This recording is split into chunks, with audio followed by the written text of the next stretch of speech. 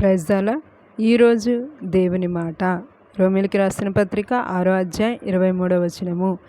ఏలయనగా పాపం వలన వచ్చి జీతము మరణము, అయితే దేవుని కృపావరము మన ప్రభువైన క్రీస్తు యేసునందు నిత్య జీవము. దేవుని బిడ్డలారా, ఈరోజు దేవుడు నీతో మాట్లాడుతూ ఉన్నారు.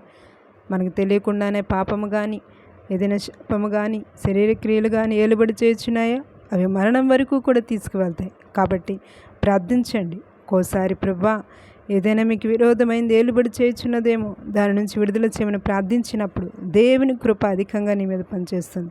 ప్రభువైన యేసు క్రీస్తు ద్వారా నీకు నిత్య జీవం కలుగుతుంది అని బైబిల్ సెలవిస్తుండగా, ఈరోజు వాగ్దానం ప్రకటన చేయుచుండగా, ప్రభువైన యేసు క్రీస్తు ద్వారా మీ కుటుంబానికి నిత్య జీవం కలుగునుగాక. నిత్య జీవం అనగా పరలోక రాజ్యమే కాదు, భౌతిక సంబంధమైన అవసరతలను కూడా దేవుడు తీర్చువాడు. ఈరోజు వాగ్దానం ప్రకటన చేయుచుండగా, నిత్య జీవం దేవుడు ఆత్మ సంబంధంగా భౌతికంగా దేవుడు మీకు అనుగ్రహించునుగాక. ఆమేన్.